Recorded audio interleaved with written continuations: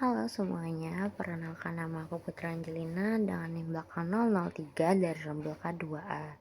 Di sini aku dan kamu akan belajar tentang praktikum literasi redox iodometri. Jadi itu pertama kita harus tahu dulu tujuan dari praktikum itu apa. Jadi praktikum ini bertujuan untuk mengetahui seberapa banyak suatu zat dalam larutan dengan cara titrasi iodometri.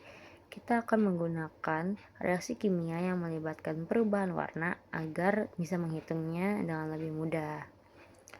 Lalu sebelum lanjut lebih dalam, kita perlu tahu dulu apa sih itu titrasi iodometri.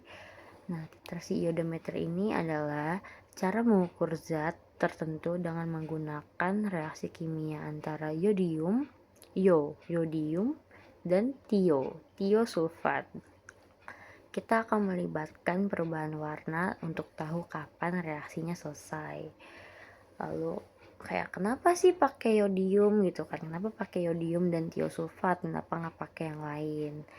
Jadi yodium ini muncul di larutan ketika zat yang kita uji ini bereaksi.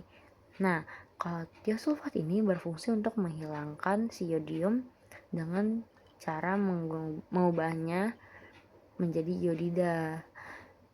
Biar lebih jelas juga kita bisa pakai indikator pati.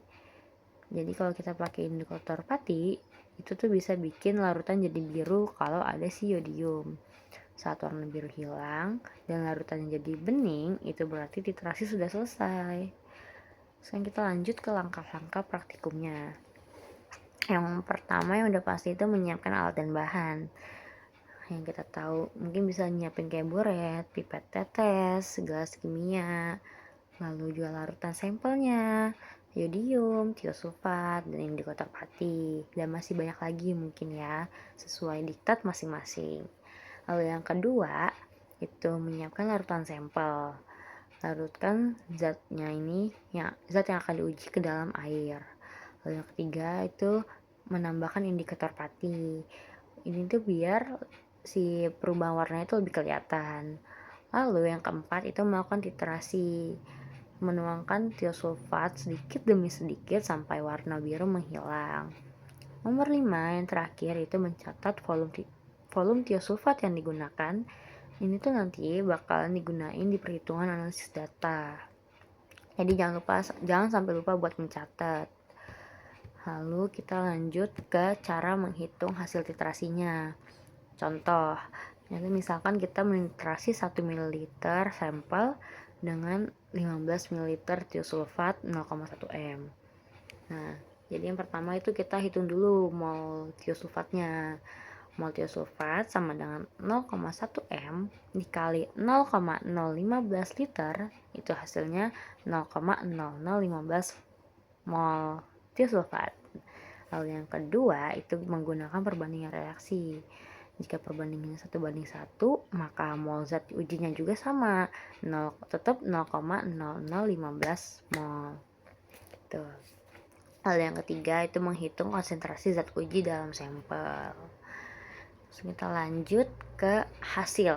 Hasil yang diharapkan dari praktikum ini itu adanya perubahan warna.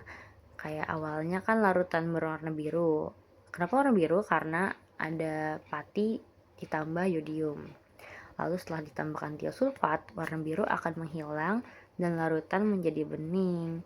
Artinya ini berarti semua yodium itu habis dan kita bisa menghitung jumlah zat dalam larutan. Lalu ada juga tips supaya titrasi berjalan lancar. Yang pertama, menambahkan titran perlahan.